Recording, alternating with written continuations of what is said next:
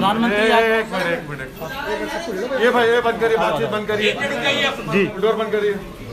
Obviously प्रधानमंत्री जी आज काशी में हैं और योगी की बहुत तारीफ करके गए, राम राज्य की बात की है, लड़कियों की सुरक्षा, आतंकी पकड़े जा रहे हैं, क्या रिएक्शन है आपका? ये बड़े ही दुख की और अफसोस की बात है और बड़ा ताज्जुब भी हो रहा है कि देश के प्रधानमंत्री हैं और उत्तर प्रदेश की जनता की तकलीफ़, उनकी मौत, उनकी बेबसी से इतना डिस्कनेक्ट हैं देश के प्रधानमंत्री कि आज बजाय वो हकीकत का इकरार करते और वो ये कहते कि उत्तर प्रदेश की सरकार और नरेंद्र मोदी की दिल्ली की सरकार कोविड के सेकेंड वेव में देश की जनता को उनकी जान बचाने के लिए हम नाकाम साबित हुए। तालिबान बजाय अपनी नाकामी को कबूल करने के, अपनी फेलियर्स को मानने के, प्रधानमंत्री ने उत्तर प्रदेश में जो कम से कम 2 से 3 लाख लोग की सेकेंड वेव कोविड में जो मौत हुई है, जिनकी लाशें आपने मीडिया ने दिखाई कि पानी के ऊपर तीर रही थी, जिनकी लाशें किनारों पर निकल कर आ रही थी तो कुत्ते उनको खा रहे थे, वो मरने वालों की लाशें प्रधानमंत्री ये भूल चुके हैं कि वो किसी के बाप की थी, किसी के माँ की थी, किसी के बेटे की थी और उनकी ज़िंदगी की एक डिग्निटी थी। तो बड़े ही अफसोस की बात है कि देश के प्रधानमंत्री ने उस प्रदेश में आकर, जहाँ से वो वहाँ के एमपी भी हैं, वो अपनी नाकामी को, अपने स्टेट के गवर्नमेंट की नाकामी को कबूल करते, उन्होंने लाखों मरने वालों के परिवार के ऊपर नमक उस पर फेंका है। अगर वो इस बात का इकरार कर लेते कि हाँ, जो जनता ने हमसे एक्सपेक्टेशन किया था हम उस पर नहीं उतरे, तो यकीनन उन मरने वाले परिवार को थोड़ी सी राहत होती कि चलो देश का हमारा जो प्रधानमंत्री है, जिसको उत्तर प्रदेश की जनता ने इतना बड़ा बहुमत दिया, मेजॉरिटी दी, वो हमारी तकलीफ को समझता है। लखनऊ से जो स्टेशन ने पकड़े थे लोग, लखनऊ से 2, उनको जमीयत उल हिंद ने सपोर्ट किया, लीगल सपोर्ट किया, क्या रिएक्शन? देखिए, आप और हम इंशाअल्लाह ताला नहीं मालूम कितनी जल्दी कोर्ट उसका फैसला करेगा, मगर अगर कल कोर्ट उनको अपने फैसले में उनको बेगुनाह करार देता है, तो क्या जो मीडिया और जो मीडिया के चैनल पर जाकर लोग बड़ी बड़ी बातें कर रहे हैं, क्या वो माफ़ी चाहेंगे? ऐसे कई केसेस हैं जहां पर इनिशियल स्टेज में तो बड़ा ही रोमांटिसाइज किया जाता है, उसको बड़ा चढ़ा कर दिखाया जाता है, मगर 8 साल 6 साल के बाद उनको कोर्ट बरी कर देता है तो मीडिया में उसको आधे मिनट का भी नहीं दिखाया जाता। तो हम इंतज़ार करेंगे, देखेंगे कोर्ट में ये कहां तक साबित होगा या नहीं होगा। क्या आप इस कार्रवाई को 2022 के चुनाव से जोड़ के देखते हैं? यूपीए मैं आपको जानता हूं आप कहां से आ रहे हैं। मैं यही बता रहा हूं कि 2022 के असेंबली विधानसभा के चुनाव में योगी आदित्यनाथ की सरकार की गवर्नेंस की नाकामी, कोविड में उत्तर प्रदेश की जनता को यतीम और यसीर बनाकर छोड़ देना और इस बात का उनको एहसास दिला देना कि योगी आदित्यनाथ की सरकार तुम्हारे साथ नहीं खड़ी है और मिसगवर्नेंस इतना है कि जेल में जाकर किसी की हत्या की जाती है। मिसगवर्नेंस इतना है कि रूल ऑफ लॉ के बजाय रूल बाय गन का गवर्नेंस यहाँ पर चला है। लाखों करोड़ों की तादाद में उत्तर प्रदेश का नौजवान बेरोजगार हो चुका है। किसान परेशान है मोदी सरकार की किसान पॉलिसी के, उसमें आज भी आप देखते हैं कि महीनों हो चुके हैं किसान डटा हुआ है अपनी जगह पर। माइनॉरिटीज़ के लिए कोई स्कूल का इंतज़ाम नहीं। यही संबल में बताइए आपने 5 साल 4.5 साल में कोई डिग्री कॉलेज खोला सिवाय MQM के? उत्तर प्रदेश में highest drop out rate school में अगर किसी का है तो मुसलमानों का है। लिटरेसी रेट अगर किसी का कम है तो मुसलमानों का है, और फीमेल में सबसे कम है तो मुस्लिम महिलाओं का है। ग्रेजुएशन में सबसे कम है तो मुसलमान है, पीजी में सबसे कम है तो मुसलमान है। क्या गवर्नेंस आपने किया? तो ये मुद्दे रहेंगे। और उत्तर प्रदेश की जनता, जो इन लोगों की जानें चली गई कोविड में, जिसकी योगी सरकार उनको ना ऑक्सीजन मुहैया कर सकी, ना वक्त पर उनको दवाई पहुंचा सकी, ये सब मुद्दे रहेंगे। अभी जैसे प्रधानमंत्री जी ने कहा कि जो धार्मिक यात्रा है उनको बंद कर दें थर्ड वेव के उसमें मद्देनजर, लेकिन यूपी में योगी आदित्यनाथ ने कहा कि नहीं। तो प्रधानमंत्री, अब जब प्रधानमंत्री की बात या तो उत्तर प्रदेश के मुख्यमंत्री सुनेंगे या नहीं सुनेंगे मुझे नहीं मालूम। जब देश के प्रधानमंत्री ये कह रहे हैं तो क्या उनका मुख्यमंत्री सुनेगा?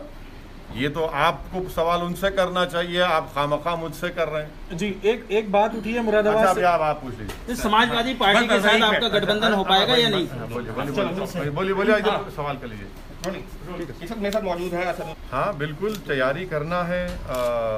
और भारत का सबसे बड़ा प्रदेश है और बल्कि सबसे बड़ा है। और अगर आप इलेक्शन के दौरान कैंपेन नहीं कर पाएंगे तो अभी से हम कोशिश कर रहे हैं, और इंशाअल्लाह ताला हम उत्तर प्रदेश में हमारे संगठन को मजबूत करेंगे। पिछले असेंबली चुनाव से बनिस्बत हमारा संगठन 70 डिस्ट्रिक्ट्स में बहुत अच्छा है। बहुत से, मेरे ख्याल से कम ऐसे 80 से 100 विधानसभा ऐसे हैं जहाँ पर हमारा कम से कम 70% बूथ पर MIM पार्टी का प्रेजेंस है।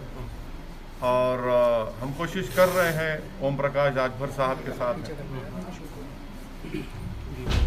लेकिन सर, इस सबके बीच में अगर हम बात करते हैं उत्तर प्रदेश की, तो पिछले विधानसभा चुनावों में आप लोगों की पार्टी चुनाव लड़ी थी, लेकिन उतना बेहतरीन प्रदर्शन नहीं था। इस बार क्या और भी छोटे दलों को, क्योंकि ओम प्रकाश राजभर की पार्टी के साथ गठबंधन हो गया है, और भी छोटे दलों से बातचीत होगी क्या? उसमें आम आदमी पार्टी का भी नाम है, क्योंकि चर्चा बहुत सारी है। देखिए, मैंने तो जनाब ओम प्रकाश राजभर साहब की बात को रिटरेट किया और फिर कर रहा हूं कि उन्होंने कहा कि हम दूसरे पॉलिटिकल पार्टी से अलायंस के लिए तैयार हैं।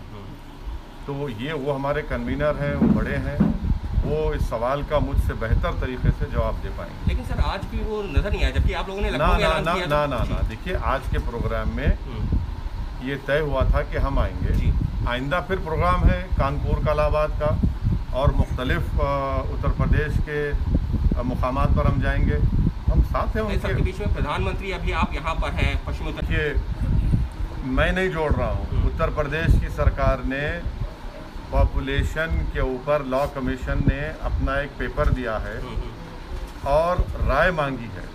हमारी पार्टी की तरफ से भी उस राय को हम अपने लिखकर लॉ कमीशन को और उत्तर प्रदेश सरकार को भिजाएंगे।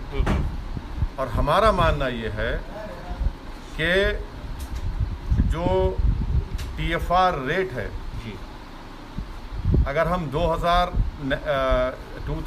की पॉपुलेशन पॉलिसी को देखेंगे तो बगैर कोर्शन के, बगैर ये सो कॉल्ड इंसेंटिव्स के, अगर मैं गलत ना कहूँ तो 3.2 से वो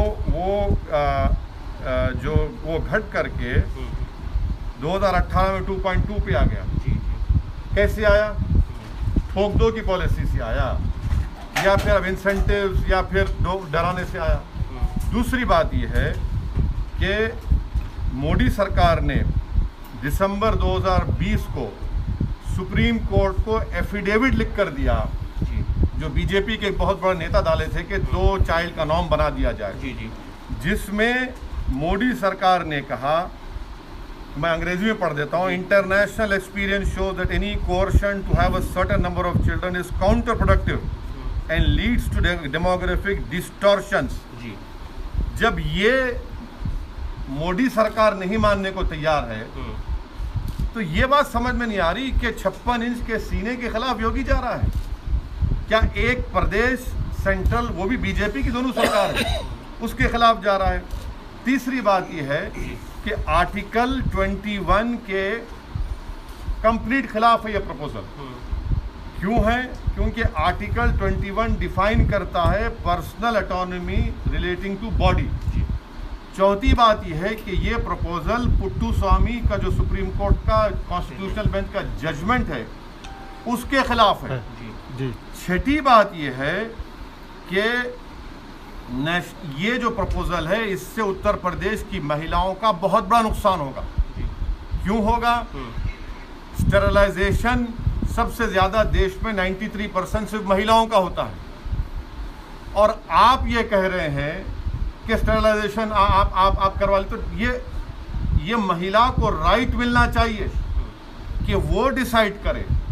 जो हमारी नेशनल पॉपुलेशन पॉलिसी थी उसमें हमने ये कहा कि आप शादी इस उम्र में करिए, एक बच्चे के पास स्पेस दीजिए। तीसरा, हमने एजुकेशन का इंतजाम किया। ये इस बात पर योगी की सरकार का कुछ ताल्लुक ही नहीं है। लेकिन और सुन ले पूरा आप सुन लीजिए, हम जरा तैयारी करके आए थे, आप मालूम आप हमारा इस्तकबाल करेंगे इन बातों से। अब अहम बात यह है कि हेल्थ के मामले में योगी सरकार तो उत्तर प्रदेश जनता को धोखा दिया है। हम डेटा दे रहे हैं। मैं उत्तर प्रदेश के मुख्यमंत्री जो हर टीवी के इंटरव्यू में असदुद्दीन ओवैसी के मजनू बन चुके हैं और बार बार लैला को याद करते हैं, हमको ये बता दें कि रूरल उत्तर प्रदेश में जो शॉर्टफॉल है हेल्थ सब सेंटर्स का, क्या वो 40% नहीं है? रूरल उत्तर प्रदेश में जो पब्लिक हेल्थ PHCs हैं वो 49% का शॉर्टेज है नहीं है। कम्युनिटी हेल्थ सेंटर्स में 53% का शॉर्टफॉल है और उस कम्युनिटी हेल्थ सेंटर्स में 84% स्पेशलिस्ट नहीं है। हम उत्तर प्रदेश के मुख्यमंत्री से पूछना चाह रहे हैं कि 22 नवंबर 2019 को लोकसभा में मोदी सरकार ने एक जवाब में कहा कि उत्तर प्रदेश में डॉक्टर पेशेंट का वर्स रेशियो है। क्या है वो? कि सैंक्शन स्ट्रेंथ जो है 4509 डॉक्टर्स की है और सिर्फ 1344 काम कर रहे हैं और आप कह रहे हैं कि पॉपुलेशन कंट्रोल करेंगे। लेकिन सर सुनिए प्रधान और प्रधानमंत्री जिससे आपको बड़ी मोहब्बत है, देश के प्रधानमंत्री जरूर हैं, मोहब्बत करना कोई जरूरी नहीं है किसी प्रधानमंत्री से, आप उनके खिलाफ भी बोल सकते, संविधान कहता है। सुनिए जुलाई 1 को देश के प्रधानमंत्री ने कहा था कि इस देश में demographic dividend presents huge opportunity. Demographic dividend क्या है? 15 साल से लेकर 59 इयर्स तक ये वर्किंग पॉपुलेशन पूरे विश्व में किसी के पास नहीं है जो भारत में है। और ये एक्सपर्ट्स ये कहते हैं कि 2030 और 2050 तक रहेगा।